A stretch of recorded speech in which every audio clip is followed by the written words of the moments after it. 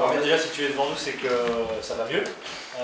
Comment ça va physiquement? Physiquement, ça va un peu mieux. J'ai une petite période où mon adducteur a un peu mal répondu sur certains entraînements et où le docteur a fait le bon choix de me laisser un peu de côté et de prendre le temps pour que ça se guérisse tranquillement. Et si je suis là aujourd'hui, c'est que ça s'est plutôt bien passé. Donc je suis content.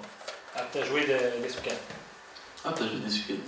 Ahmed, comment tu as perçu la prestation de tes partenaires sur le match du Havre? Alors, t'étais pas là, mais voilà, on a vu ces erreurs un petit peu derrière.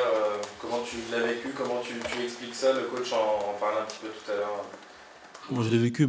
Déjà, premièrement, j'étais frustré parce que j'aurais aimé être sur le terrain, pouvoir aider mes coéquipiers.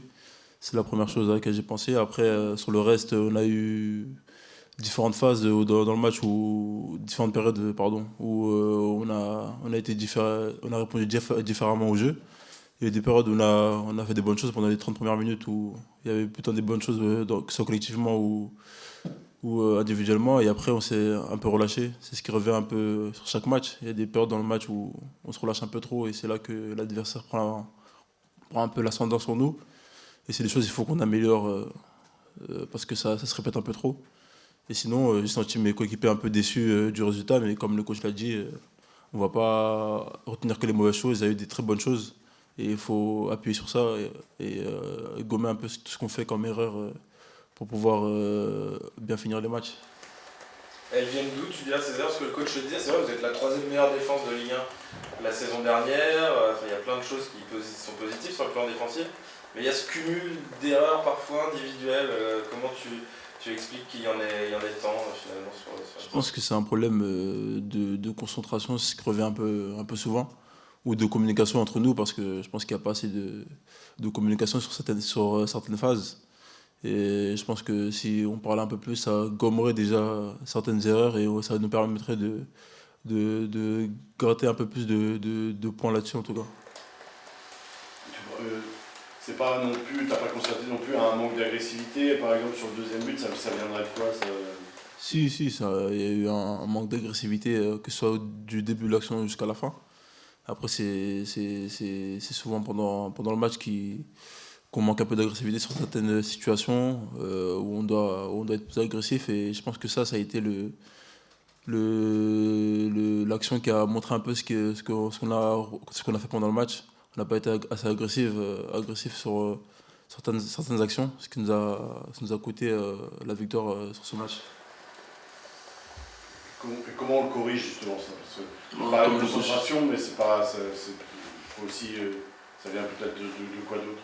Comme le coach l'a dit, on le corrige en travaillant dessus la semaine, en répétant les situations, et c'est comme ça qu'on arrivera à s'améliorer chacun déjà individuellement et qu'on sera plus fort collectivement.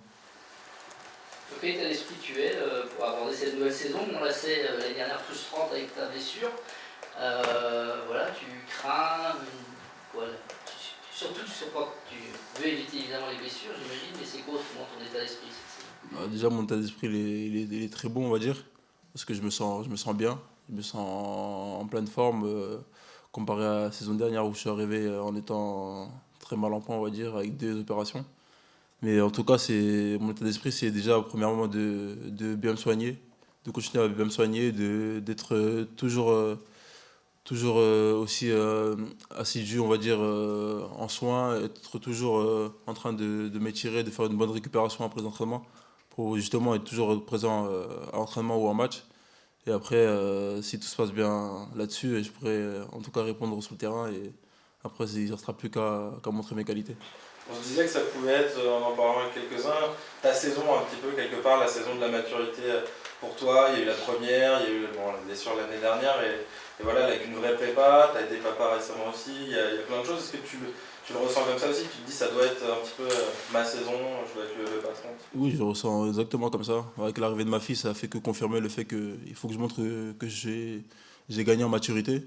Dans tous les points, il faut que je sois plus fort, plus grand et plus important pour soit mon équipe, soit les gens qui sont autour de moi. Donc, je me sens, comment dire, prêt à affronter les défis qui me seront proposés cette année. Mais en tout cas, ouais, il faut que je grandisse cette année et que je confirme ce que j'ai fait de bien, hein, jusqu'à là. Il y a un défi l'été prochain, c'est l'espoir justement de... Non, j'ai pas encore l'idée, cette échéance. Pour l'instant, je me concentre sur cette saison et à pas me blesser en tout cas. Et pour le reste, je calcule pas trop pour l'instant. Retrouver les espoirs, ça te passe pas dans la tête? Non, pour l'instant, je suis concentré sur mon équipe et pas plus que ça. Donc le coach a annoncé que Arthur allait rester. Comment tu sens, comment tu décris ton association avec lui en défense centrale? Je trouve que notre association va de mieux en mieux. On a commencé un peu difficilement, je me rappelle, c'était à Reims, où c'était un peu compliqué. Après, il y a eu quelques matchs où j'étais pas là, donc on n'a pas pu bien affiner les choses. Mais quand le coach nous met ensemble, je pense qu'on a plus de repères.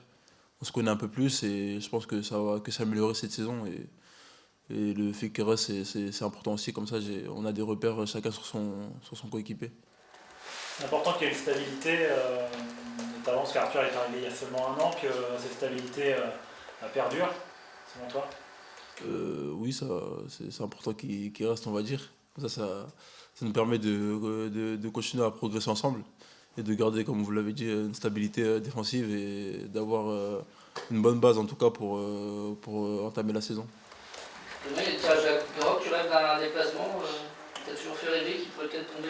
Non, je suis pas de ce genre-là à rêver d'un déplacement. Je suis plutôt du genre à penser que si on veut des ambitions dans cette compétition, il faut savoir accepter de jouer tout le monde. Donc, j'ai pas plus que ça de rêve.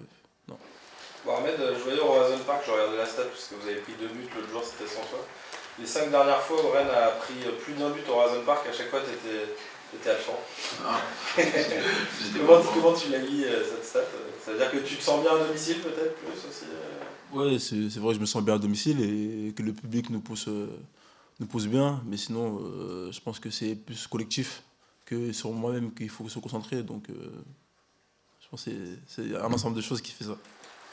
Qu'est-ce que tu dis, qu'est-ce que tu réponds aux reproches, aux critiques de certains, qui disent sur la jeunesse de votre défense,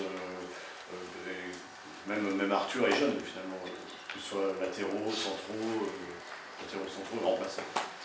Je dirais que le club accepte de former, de faire jouer des jeunes. Donc, il faut que nous, les jeunes, on accepte aussi certaines critiques. Même si il ne faut pas toujours y faire attention, mais il faut accepter pour pouvoir avancer. Donc, on est dans une période d'apprentissage. Et c'est normal qu'on ait des fois des erreurs ou des manques à certains degrés. Mais sinon, il faut savoir accepter les critiques pour avancer.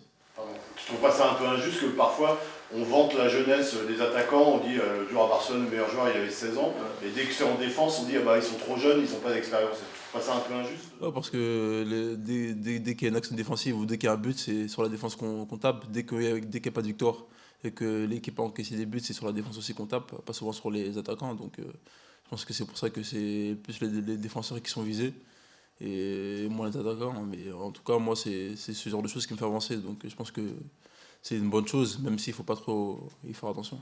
À propos de tous les joueurs formés au club, surtout les défenseurs, vous avez perdu un petit peu le chaperon à Marie, pardon, qui était voilà, un petit peu là pour vous guider, on va dire. Est-ce que du coup vous devez prendre une autre place dans le vestiaire aussi cette année? Vous avez dit ça, vous allez être plusieurs là titulaires, en tout cas de manière assez affirmée. Est-ce qu'il faut exister plus fort dans ce vestiaire encore? Je pense qu'il fallait déjà le faire quand Marie était là pour avoir un groupe plus expérimenté et plus solide, on va dire. Mais avec le fait qu'un Marie parte, ça permet déjà à Lorenz qui a des qualités de pouvoir répondre cette année à toute la saison.